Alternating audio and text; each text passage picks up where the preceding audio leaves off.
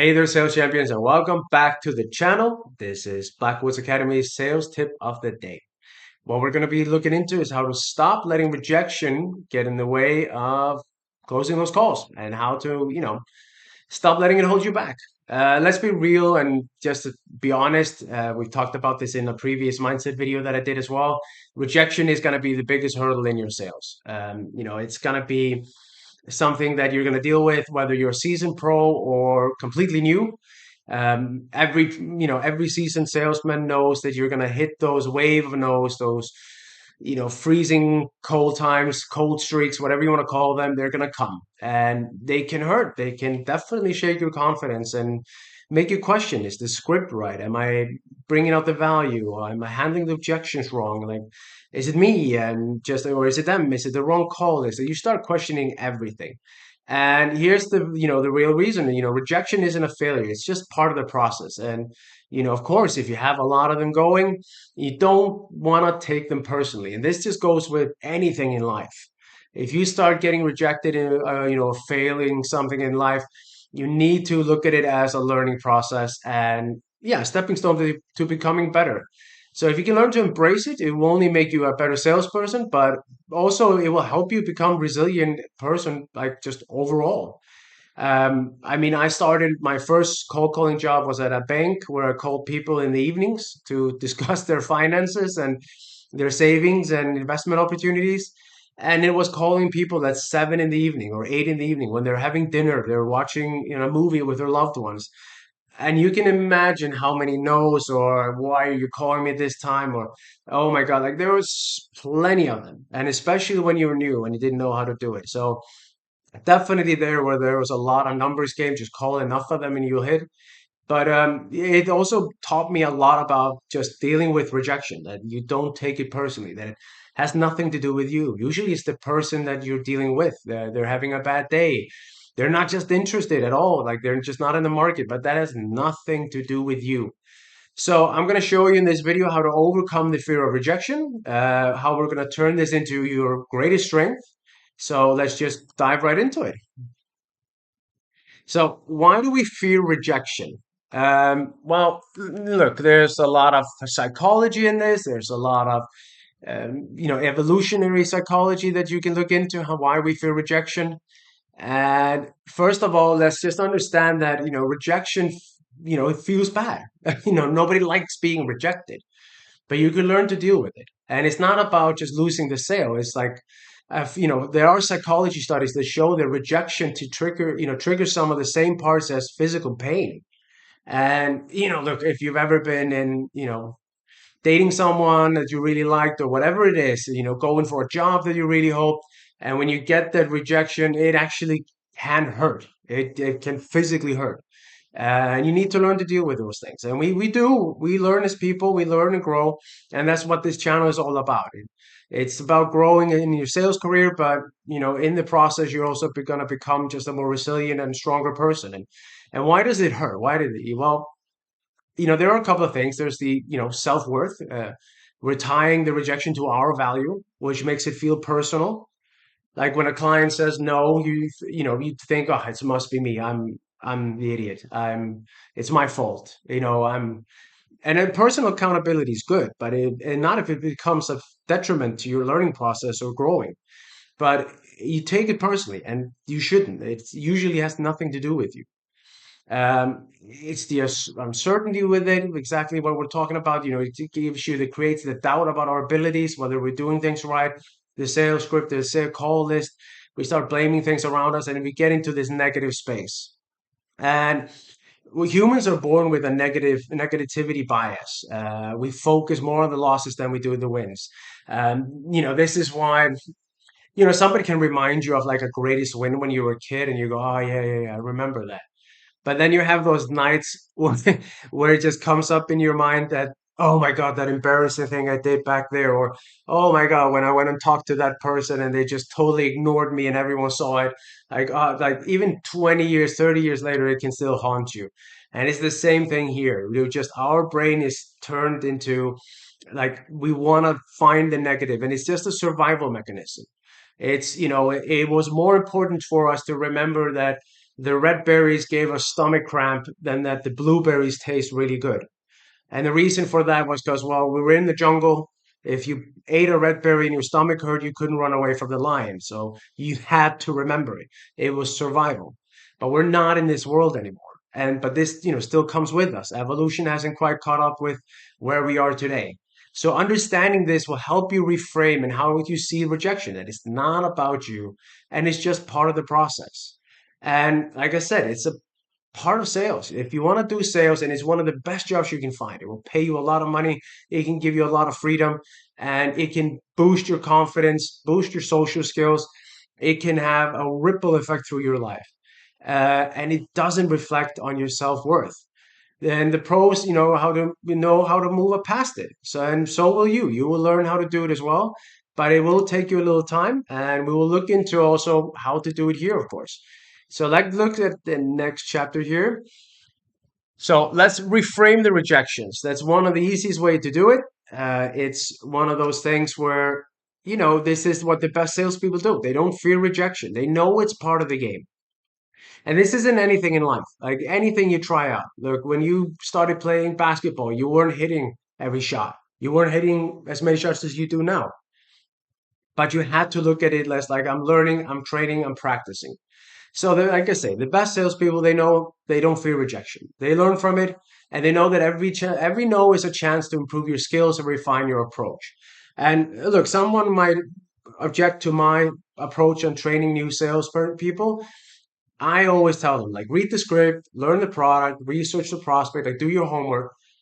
But here's also the fact of the matter, you just got to do those 50, 100 calls, do a week where you do 30, 40 calls a day, and you just hit the walls. You can, somebody taught me about this he used boxing as an analogy. Like, I can give you a book about boxing, about how to throw a punch, how to take a punch, how to duck, how to weave, and how to do it. But until you get in the ring and you get smacked in the face, you're not going to be good at it.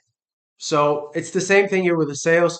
You just got to go and hit those 100 numbers, hit those 50, 100, whatever it is exactly, and hit those walls. And as you start seeing that getting rejected is not the end of the world, you're going to get a lot better. And when you do it with that mind frame, with that mindset, like we talked about last week, you're going to get better. So you will ask yourself, what could I have done differently? Could I have opened up differently? Could I have done the hook a little different? Is the timing off? What about tonality? Any one of those things. And you get it incrementally better, but that in the end will make you a great salesperson. And like I said, will have a ripple effect throughout your life. Focus on the effort, celebrate the fact that you're making the calls, not just on the results. So exactly what I said before, I let my new sales guys and the people I train take 50 calls, 100 calls, and just don't even like look at how many yeses you get. Like their bonus right now is just about getting those 50, 100 calls underneath your belt so you learn and start tracking the pattern, like see what the common reasons are behind the objection or the rejections so you can address in the future call. Like I said, it's a learning process. And whenever you start selling a new product or a new service or a new industry, you kind of have to go through it. You can learn from the old sea dogs and pros in the company. You can, of course, study it, and you should. But then you also got to kind of go out there and see what you're facing. So when you see a rejection as a feedback, it stops becoming like a roadblock, and you look at it as a stepping stone. Okay, they're always asking about that, or they're rejecting about this, and then you learn, okay, we need to then change and approach it from that way. There was somebody that taught me once, and I really appreciate them for that, that I was hitting a wave of no's. It was insane. And I was trying to get a consultancy service over there to become their new advisors. And they said, look, for the next 3 days, call your 40, 50 numbers a day and ask them why. Why did they choose their current, advisor or their current consultant? What was it that made them choose it? And it was a really good advice because I started then doing it and just calling and going, why did you choose to go with this consultancy? And they told me. And what they were telling me is what I should hook them in with, what I should have in my pitch. And it wasn't quite in the script I got from the company. But then I tailor made it, and it really, really, really just amped up the results and made me feel more confident that I knew what I was talking about. So that was an absolutely gold nugget that I got from them. Now, the next one is chapter, let's look at it here, is building that resilience. Now that's kind of what we already been going through and going on, on about. It is just you need to build resilience to bounce back. Like I today, like if I have a really bad call, and they do happen, where I had a guy, I think I've mentioned it before, but it was just funny. I called him and it was late in the day and he got really mad and he kept me on the phone just to berate me. And I was trying to just like, all right, we might want to call this guy again. Like I want to, so I kept, was just trying to smooth it over and let him go. Like he was playing soccer with his kids. And the call started with just me going, hi, this is, Vietnam, I'm calling from this. And he just got angry from the get go. Like, look, I'm playing soccer with my kids. So, of course, I said, oh, I do apologize that I'm bothering you. Look, I'll just call you again tomorrow, before lunch. Would that be okay? And he just got even madder. He was just, well, no, you're bothering me. I'm actually here trying to play soccer with my boy, and you're trying to like, and you're disturbing my day. And he kept going. I kept just trying to be, you know what? You're right. I apologize. It is a cold call. I don't want to disturb you with your son. Kids are the most important thing. Let me call you another day. Like, try to end it on a smooth, like, calm note. But he kept pulling me back in. He's like, yeah, why do you think it's okay to call me now? He's like, yeah, you're right. I shouldn't like bother you with your kids. So I'm going to call another time. Ah, why are you bothering me then? And it's just like, okay, like, but, and the thing is, I just laugh about them now. Like I managed to get out of it. I actually became a customer later on, but it didn't bother me in like, I'm not going to do any more calls. I'm not going to go through this again. I just laughed about it and just went, wow, that went really bad. And I told my colleagues about it and they laughed. And it was just a way of like not letting it bother me personally, not getting that I don't want to do any more calls. That was horrible. So I just like, all right, just it was just funny. And I have people call like that just pick up the phone and they hear it's a call, go, just drop the F bomb and just go F you and hang up on me. And I just laugh because look, there's no way that was personal. That they're having a shitty day. And I just go on to the next one. So there are some ways that also you can do it. Affirmations, remind yourself that every no brings you closer to a yes. Like if for every bad call you have, you're going to go into that easy one. It's always going to be around the corner. So if I've had 10 bad calls in a row or 10 no's in a row, I know that the statistical likelihood for the next yes is just around the corner. So I just go for it and focus on the wins. Keep a list of your successes, stay motivated, remember them, and they're going to be sweet and you're going to use them to drive you forward. Set realistic goals, focus on the metrics that you can control, like how many numbers you call there rather than maybe the sales until you get to that position where, you know what, I for the company that I'm partner of now, I know that if I call in a day, I should book at least 2 meetings. And like then that's like if I don't get them, yeah, I do get a little bit like you know what, I only got one today, or so I actually like know that you know what I should get two. So when I get to two, I get really excited. I want to go get three. So your mindset is your most powerful tool, like we talked about before. So protect it at all costs by focusing on growing and not perfection. You're never going to be perfect. So some actionable strategy you can use, role playing, practice with a colleague or a mentor or a coach to feel more prepared. We've done that. We did that a bunch of times where once a week we would meet and we would try to trip each other over, try to be difficult, and just laugh about it. Have fun with it. Warm up with the easier calls. If you got some already that you know are friendly, start your day with them. I actually do start with just talking to my colleagues a lot before I start doing calls to get everything kind of moving, get my brain going, and just start on those lower stake prospects, build up momentum. Visualize success. Look, visualization works. Manifesting, whatever you want to call it. You can say it's corny, you can say it's wishy-washy, whooshy, but it actually does work. And the Olympic athletes use it. They will visualize their runs, they will visualize their competitions, and they will actually get better results. So, believe it or not, try it, and you will see that it does help. And look, the more you're prepared, the less intimidating these rejections are going to be. So, yeah, like absolutely go for it. Think about it as wishy-washy, but it's not going to be, when you see the results jumping in, you're not going to regret it at all. So, now this one is actually like I was talking about before, and I just love this picture. So, Celebrate the no's. As I was saying before, celebrate the no's. They will teach you. They're the best thing. It might sound crazy, but celebrate the rejections. They can actually help you. Like shift your focus from fear to action, and it will encourage you to keep going, knowing that you're going to get rejected more than you're going to get yes. And that's okay. Set goals for how many no's you're going to collect this week. Like, when you hit your target, celebrate the effort you put in. It means you're doing the work. So you're doing well. And like I said, make this your mantra. Every no gets you closer to a yes.